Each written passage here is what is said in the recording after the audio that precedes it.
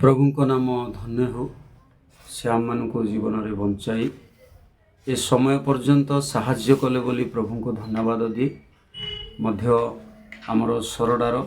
चालक महाशय माध्यम सम्मिलनी अभियान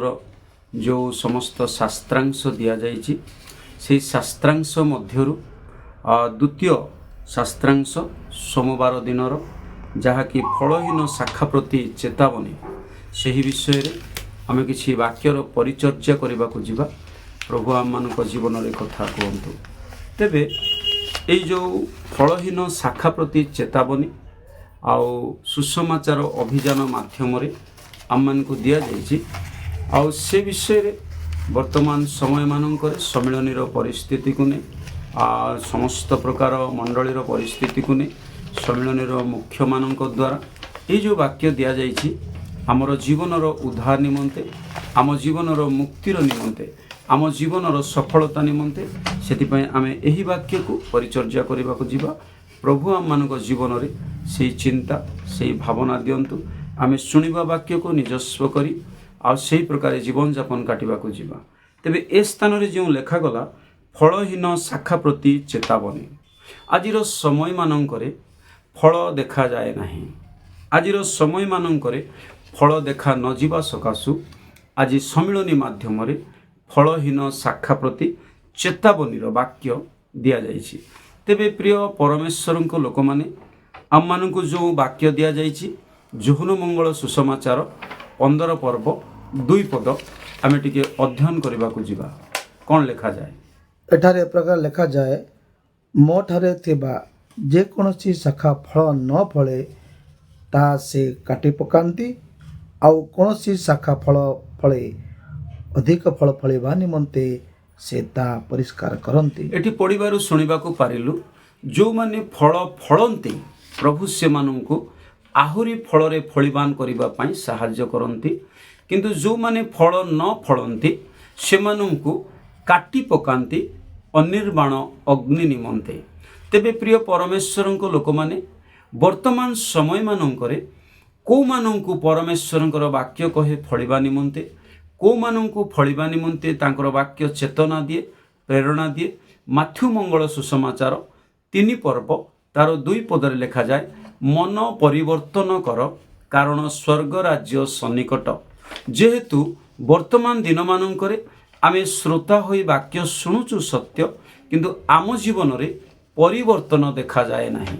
आम जीवन रे सचेतनता न थाए सेतिपाई जिहिजिकल भविष्यत वक्ता 33 पर्व 5 पदरे कहा जाए जे तुरीर शब्द शुणी सचेतन हेला नहीं ताहार पाप ताहार मस्तकरे वर्तिब ए जो पाप आम मानक जीवन रे वर्तिब एहार कारण आमे माने केवल श्रोता मात्र होई वाक्य शुणुचु ए जो 15 पर्व जोहन मंगल सुसमाचार तार 2 पदरे पढ़िबारु शुणिबाकु पारिलु जो माने फलहीन जो मानक ठारे फल देखा जाए नहीं से माने कटा जीवा निमंते योग्य अटंती परमेश्वर से मानक काटी पकांती कौठु ना शाखारु ना मूलरु से मानक काटी दियंती जो द्वारा से माने केवल अग्नि निमंते ही योग्य हुअंती तेबे प्रिय परमेश्वर को लोक माने सेइतिपाई जोहनंक दे आम मानक प्रकाश करागला जे तुमे मन परिवर्तन कर आज आमे निजे निजको विवेचना करू आमे आज निज निज को समीक्षा करू आमे कि मन परिवर्तन करिचु आमर मन परिवर्तन वास्तव रे करा जाइछि कि आमे कि मूलरे लागिथिबा शाखा सदृश्य जो शाखा फलवान हुए जो शाखा फल परिपूर्ण हुए आमे कि सही शाखा रे योग्य अटु ना आमे अग्नि रे पका जीवा पई योग्य अटु ए जो मन परिवर्तनर वाक्य जोहनंक दे आम पई प्रकाश करा जाए ताहा आम पाई ना अन्य मानक पाई आमे से विषय रे विवेचना करिबा दरकार अछि मध्य प्रिय परमेश्वर को लोक माने जिरिमिया भविष्यत वक्ता पुस्तक 4 पर्व 3 पदरे कौन लिखा जाए आमे टिके अध्ययन करिबा एठारे प्रकार लिखा जाए कारण सदाप्रभु जीवधार और जेरूसलाम लोक मानक ए कथा कहंती तुम्बे माने आपणक पड़िया भूमि चाष कर ओ कंटा बन बण मध्य बीज बुण ना आंभ मानकर कठिन मन पड़िया भूमि चाष कर आम मानकर कठिनता देखी आम मानकर मनर कठिनता मनर असरलता मनर अपरिवर्तितता देखी जिरिमिया भविष्य वक्ता दे प्रकाश करा जायछि आपणा आपणार पड़िया भूमि को तुमे चाष कर से जोहनों दे प्रकाश करागला तुमे माने मन परिवर्तन कर कारण स्वर्ग राज्य सन्निकट प्रिय परमेश्वर लोक मैंने से आम मान निमंते सम्मिलनी द्वारा दि जाइछि फलहीन शाखा प्रति चेतावनी यही जो चेतावनीर वाक्य यह मो पाई कि यह मु विवेचना करी यह आपण माने मध्य विवेचना करंतु जो माने निजको अपरिवर्तित बोली मने करंती जो माने निजको कठिन मना बोली मने करंती जो माने निजको निज जीवन रे परिष्कृत हेबार आवश्यक बोली मने करंती से माने एही वाक्य को मो निमंते बोली मने करी आमे जेपरि सचेतन हेउ आमे जेपरि जाग्रत हेउ आमे जेपरि निज निज को सुधारू समीक्षा करू परीक्षा करू पुणी निज जीवन को सुधारिबा को पारू प्रिय परमेश्वर लोक माने सेतिपई द्वितीय विवरण पुस्तक 10 पर्व तार 16 पुणी 17 पदरे कौन लेखा जाइछि आमे टिके देखिबा एथिपाई तुम्भे माने आपणा आपणा हृदयर अर्गचम सुन्नत कर आउ शक्तग्रीवा हो नाही शक्तग्रीव हुओ नाही कारण सदाप्रभु तुम्भ परमेश्वर से देवगण देव प्रभु मानकर प्रभु महान सर्वशक्तिवान ओ भयंकर परमेश्वर अटंती से मनुष्यर मुखापे करती ना केवल ग्रहण करती ना आमर परमेश्वर से सर्वशक्तिमान परमेश्वर अटंती से अंतर्जामी परमेश्वर अटंती से हृदयर मर्म जानिबा परमेश्वर अटंती सेतिपाई से आजिर ख्रिस्टियान समाजर हृदयर मनोभाव जानी से वाक्य माध्यम कहती तुमे माने शक्तग्रीव मनुष्य सेतिपाई सम्मिलनी द्वारा यही वाक्य दिगला तुम मानक निमंते फलहीन शाखा प्रति चेतावनीर वाक्य दिगला प्रिय परमेश्वर लोक माने से महान परमेश्वर से आश्चर्य परमेश्वर से आम मान को मुक्ति करिबा पाई से आम को उद्धार करिबा पाई से निजस्व करिबा पाई आम मान को चाहूथिबारु आम मान को तांकर करिकी से आम मान को प्रेम करुथिबारु से मते पुणी आपण मानक निमंते श्रोता बंधु निमंते से वाक्य दे कहती जे तुमे शक्तग्रीव तुमे आपना कठिन अंतकरण को परिवर्तन कर आपणार पड़िया भूमि को तुमे चाष कर आपणार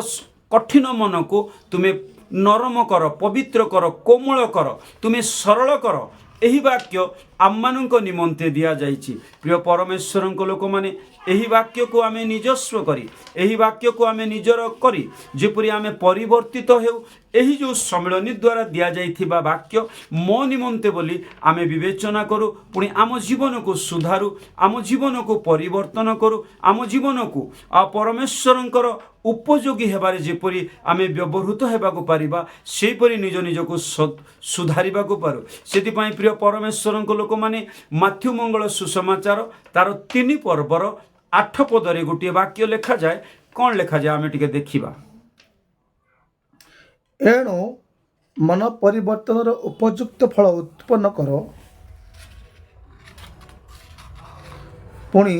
अब्राहम तो आमानकर पिता मने मने एपरी कहिबाकु भा एणु मन परिवर्तनर उपयुक्त फल उत्पन्न कर बहुत सुंदर वाक्य दिगला जो माने चेतावनी मो निमंते बोली कि भावंती এই जो फलहीन शाखा प्रति चेतावनी जो माने यह निज पाई बोली हृदयंगम करती निज पाई बोली मने करती से माने धन्य कारण परमेश्वर लोक माने वाक्य पढ़िबारु आमे सुनिलु कौन लिखाई आउ टिके पढ़ी दियंतु लेखा जाए एणु मन परिवर्तन उपयुक्त फल उत्पन्न कर मन परिवर्तनर उपयुक्त फल उत्पन्न कर मन परिवर्तन जो माने करती से मानकर उपयुक्त फल कौन अटे जो माने मन परिवर्तन करी निज जीवनर कठिनता को परिवर्तन करती निज जीवनर असरलता को परिवर्तन करती निज जीवनर अपवित्रता को परिवर्तन करती निज जीवनर कपटता को सूची करती आ प्रभु परिष्कार करती आ से माननकु परमेश्वर वाक्य कहे जे तुम्हें मन परिवर्तन करी उपयुक्त फल उत्पन्न कर। तेबे प्रिय परमेश्वर लोक माने से उपयुक्त फल कौन अटे? से उपयुक्त फल मो पाई आपण मानक पाई वाक्य कौन कहवाक चाहे? केउ फल उत्पन्न करने को से कहे? केउ फल आम मान ठारू परमेश्वर सुग्राह्यजनक अटे? केउ फल आम मान परमेश्वर वाक्य उत्पन्न करने निमंते से आम मान चेतना दियंती। प्रिय परमेश्वर लोक माने आमे देखिबा गलातीय पुस्तक 5 पर्व तार 22 रु पढ़िबा। किंतु पवित्र आत्मा फल प्रेम, आनंद, शांति, दीर्घ सहिष्णुता, परोपकारिता, भद्रता, विश्वस्तता, मृदुता और आत्मसंयम, यही समस्त विरुद्ध कौन मशांक व्यवस्था नहीं। मन परिवर्तनर उपयुक्त फल उत्पन्न कर, यह वाक्य आम निमंते आमे शुणिबाकु पारिलु। तेबे प्रिय परमेश्वर लोक माने फलहीन शाखा प्रति चेतावनीर वाक्य सम्मिलनी द्वारा दिया जाइछि। तेबे प्रिय परमेश्वर लोक माने एई जो उपयुक्त फल आमे वर्तमान भाई पढ़िबारु शुणिबाकु पारिलु जे ताहा आत्मांक फल अटे। सेई फल कौन अटे? प्रेम, दया, प्रेम, शांति, आनंद, पर उपकारिता, दीर्घ सहिष्णुता, भद्रता, मृदुता, विश्व संयमता, पुणी आत्म संयमता। तेबे प्रिय परमेश्वर लोक माने विश्वस्तता रूपक फल कि आम ठारे रहिछि? आउ को फल आम जीवन रे रहिछि? आम जीवन रे कि आनंदर फल रहिछि? आम जीवन रे कि प्रेमर फल रहिछि? आमे कि प्रतिवासी को आत्मतुल्य प्रेम करूछु? आमे कि निज परिवार मध्य रे आत्मतुल्य प्रेम करूछु? आमे कि मंडली रे परस्पर प्रति प्रेम भाव रे जीवन यापन काटुछु? आम जीवन रे कि प्रेम देखा जाए? क्यों फल? सेथिपाई तो परमेश्वर वाक्य कहे जे तुम्हें उपयुक्त फल उत्पन्न कर। जो फल उपयुक्त बोली वाक्य कहे ता आत्मांक फल अटे। आत्मांक फल आम ठारे देखिबाकु चाहंती। आम जीवन रे प्रेमर फल से देखिबाकु चाहंती। आम जीवन रे शांति रहिछि कि? आज आमे शांतिर फल उत्पन्न करि पारिछु कि? आज आम जीवन रे पर उपकारितार फल उत्पन्न करि पारिछु कि? आम जीवन रे आनंदता रहिछि कि? आम जीवन रे दीर्घ सहिष्णुता रहिछि कि? ना केही व्यक्ति आमको जदि कौनसी कथा कहती आमे तत्क्षणात से माननकु क्रोध आउ नाना प्रकार कथा कही थाउ। प्रिय परमेश्वर लोक माने आम जीवन रे क्यों फल उत्तमता रही? आम जीवन रे कि मृदुता रही? आम जीवन रे कि आत्म संयमता रही? आम जीवन रे कि विश्वस्तता रही? आम जीवन रे कि भद्रता रूपक फल रही? आमे विवेचना करबा आवश्यक रही। प्रिय परमेश्वर लोक माने आमे जदि विवेचना न करू तेबे एही परि ही आमर ख्रिस्टियन जीवन अतिबाहित हो चलुथिबो। किंतु एही परि ही आमे धारावाहिक भाव में जीवन यापन काटी चलुथिबा। किंतु प्रिय परमेश्वर लोक माने जीशुंक आगमन जेतेबेले हेबो आमे हुए तो उपयुक्त फल जदि उत्पन्न करि पारिछु तेबे तांको सहित रे मध्य आकाश को नीत हेबा।